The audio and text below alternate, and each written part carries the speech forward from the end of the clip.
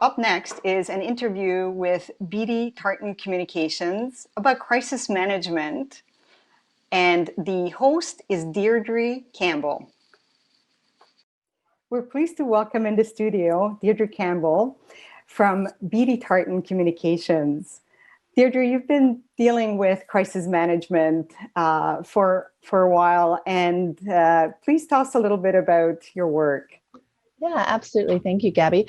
I mean, in the world of communications and public relations, issues management and crisis communications is a critical component of what we do for our clients.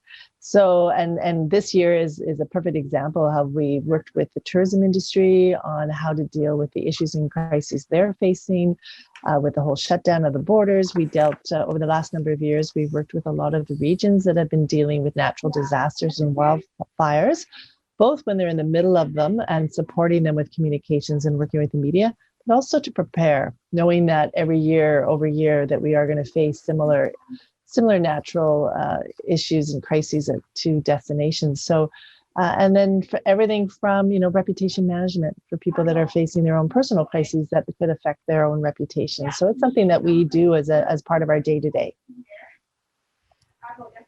Yeah, that's very interesting. And I understand that Beattie Tartan has a 360-degree approach to crisis management. Can you explain how that works? Yeah, absolutely. So we're very lucky in that we're a global company. So we work with a team in the UK, and they actually came up with this approach, and they deal with, and they're over 30 years of dealing with crisis and issues management. And it really is reiterating the fact that you can't wait to prepare. Crisis management is about some of the mistakes that people make is that they have it on their side of their desk. I think everyone knows it's not if, it's when something can affect you or your reputation or your destination. And so the 360-degree approach is really starting at the beginning and doing an assessment and helping clients do everything from create what we call issues brief, where we ask them, what's keeping you awake at night? And all these ideas, like, what do you think out there in the environment when you're doing your continual environmental scan? Start to write down those issues that you're seeing bubble up, or those potential crises that you've seen happen in other jurisdictions that you may want to go, well, if that were to happen here, how would we handle it? So it's all about preparation, but it's also putting in a system in place too, where you with your team can start to do your own assessment. Is something just worthy to be monitored, or is something bubbling up to the surface and you feel like you need to do some action and be prepared to speak to something? Or if it is a full-blown crisis, do you have the protocols in place so that your team knows how to support you, and who would you call on to support you with communications during that crisis? So it is about having, it's like being ready. It's constantly being part of your day-to-day should be issues management, preparing for these types of opportunities and issues that affect you. Yes, preparedness has come up quite often in conversation, and municipalities differed in how prepared they were to handle the crisis.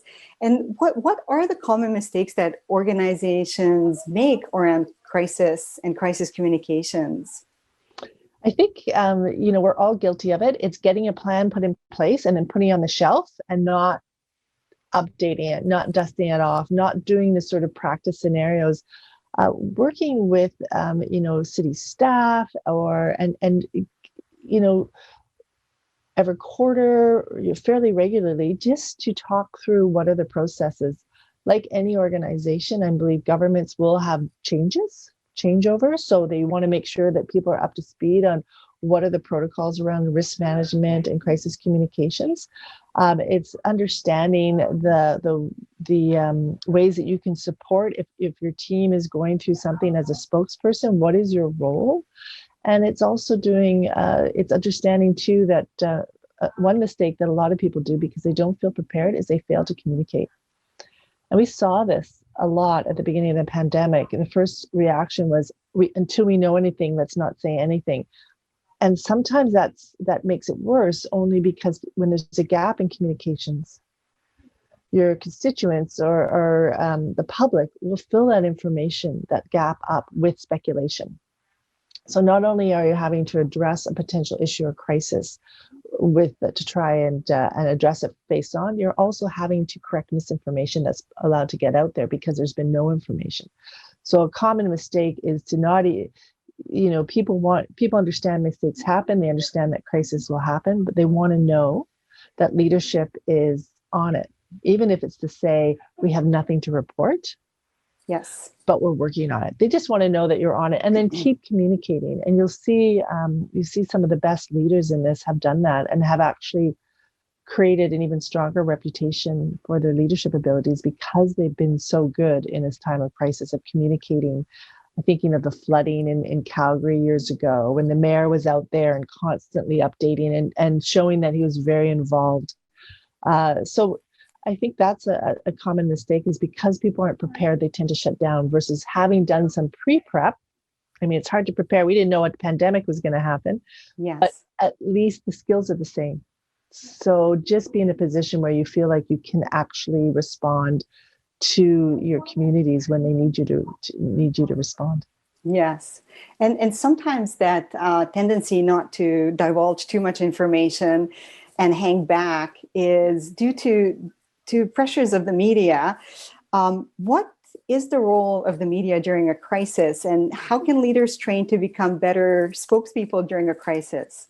Yeah, it's a good question, because again, we often say to our clients, your media, they're an absolutely important communications tool, because when you need to get information out quickly, they are trained to hopefully do it on a factual basis, and they're trained to get that information out for you. So you do need the media. Certainly when the fires were spreading and with the tourism industry, the media were part of telling the story. And in some cases, if the story was wrong, they also were quick to be a partner and correct that information. So the media are a very, very important part of crisis communications and shouldn't be ignored. And they'll get the information no matter what. So if you need to be part of that story, and you need to, what we say is you need to be able to tell that story from your perspective. Even if it's to tell someone in the media, we don't have all the facts yet. We can't speculate, but we are working with the authorities. We're working with the RCMP. We're working with Emergency Response BC. Even if it's to say that, it just positions you as someone who is on top of it, who's managing it. It's that trust. It's all about building trust. Yes. So it's all about visibility. Being out there. Yes. Totally. Not in a way that's inauthentic, but in a way that is authentically concerned and authentically saying we're here to help. But doing some media, learning what the media are looking for, getting those relationships built. You don't want the first time to have to deal with the media is when there is a crisis. There's lots of opportunities to tell good news stories as well, working with the media. Yes. And then they're not your enemy. Some of them are everyone has their media favorites.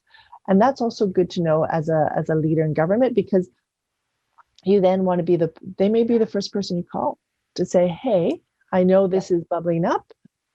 I will keep you informed as it goes along, because you trust that journalist. And we've had those experiences as well. I find on the whole, we're very lucky in BC. Our media are exceptional.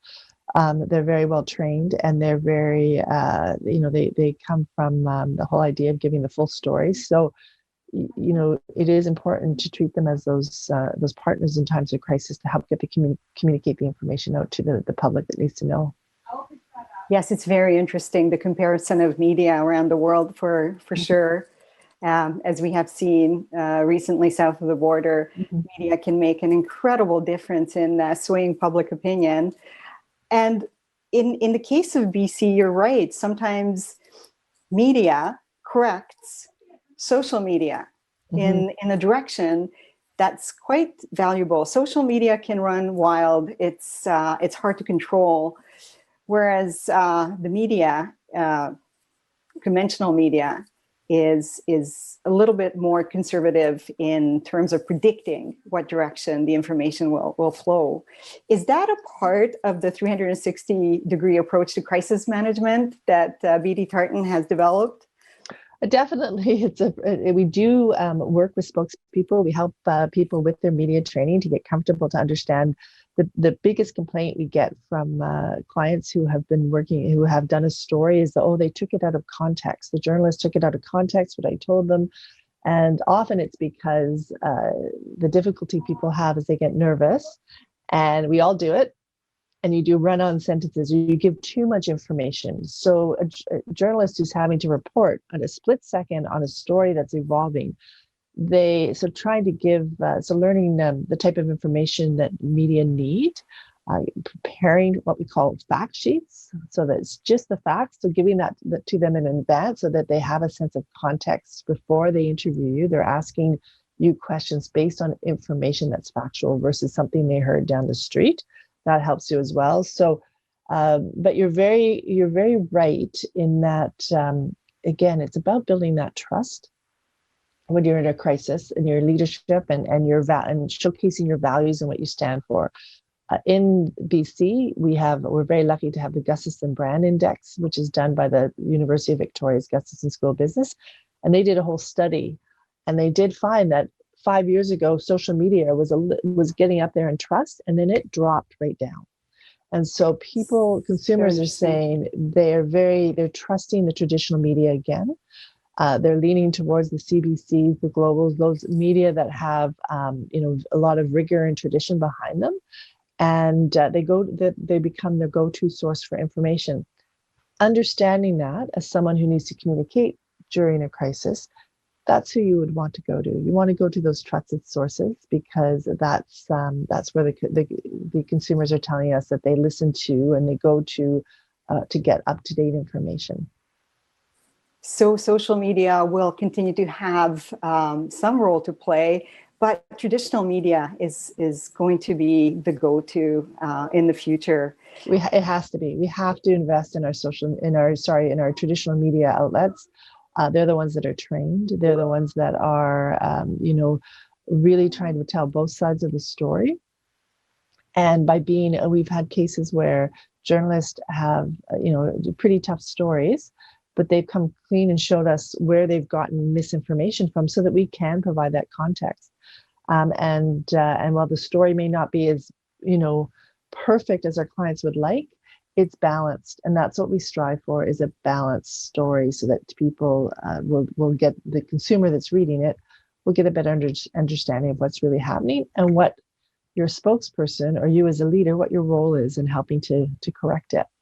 The other mistake that I should mention that people do during a crisis is, during the heat of the moment, when everything is happening, they'll definitely communicate, and they'll be there, and they'll be in front of the camera, and they'll talk about what's going on. And then boom, the crisis is over, the media moves on to something else. But no, it's really important to wrap up the story. It's really important to say, the fire that happened in the downtown block, we've discovered what happened, and then what we're doing differently to ensure that doesn't happen again. So that ability to confirm, and in the case of the wildfires across BC, putting that information out about what's being done to help mitigate the same sort of damage during wildfire season was a big focus on the regions, about saying that it's safe to travel here, and here's what we've done to make it safer. It's very much around the pandemic. It's the crisis of the pandemic and the fear of traveling. And it's really important for anybody who is greeting visitors to show how they are adhering to the highest levels of health and safety. So it's making sure that you finish the story, and not just once the media spotlight is off, that you go, okay, now it's over, I can go on to something else. Consumers still out there waiting to find out, well, we get that mistakes happen. What are you doing as a leader to ensure that mistake doesn't happen again? So the follow-up is equally important as action during the crisis. And it often gets forgotten. And people until a year later, when the media might come back and say, oh yeah, I remember a year ago this happened, what's changed? And the other way to show leadership as somebody in government is also to be aware of when things happen around the world. Sometimes the media will come and say, are you prepared? When I used to work at the Empress Hotel, I used to always get calls, because if there was a major earthquake, anywhere else in the world, the media here would start to question how prepared were we in Victoria and in BC. And I'd get the call from a hotel perspective because the Empress is got a reputation that if an earthquake were to happen, it's not on solid ground. So what would happen to it? And again, so you just need to be mindful, and that's where the issues management comes in, and you're watching what's going on around the world, that if someone were to ask me the question about this, what happened in Washington, D.C., if someone were to ask our government what would happen if that were to take place, exactly. Are we prepared? You want to have an answer because, good question. We've had discussions around it. We are updating our security protocols. I mean, maybe that's all you need to say, but the consumer or the public just want to know that you're aware and that you're on top of it. Super interesting, because no matter how small the community, we're still a part of a huge international community. And what happens around the world will reflect back on a tiny community as much as a big conglomerate, a big city. Deirdre, what in the past couple of years, I know you've done a lot of traveling, and I just want you to tell us a little bit about your travels. Yeah. Well, it's actually traveling was what got me interested in crisis communications, because I was, people stopped traveling with me because they said I would always be traveling in a destination where something was going to go wrong. And I was in Kenya and Nairobi when they had the situation a few years ago in the shopping center, which was a terrorist attack. And we were putting on a conference at the time, and I could, being in the middle of it and being someone who was a visitor, I could sort of see what worked and what didn't, and where there was a gap in communications and would make me feel secure and safe. And so when you travel the world, you do start to have a little bit more sensitivity around what's happening around you. And so that's one of the reasons why crisis communications became important for me, because it's also reputational.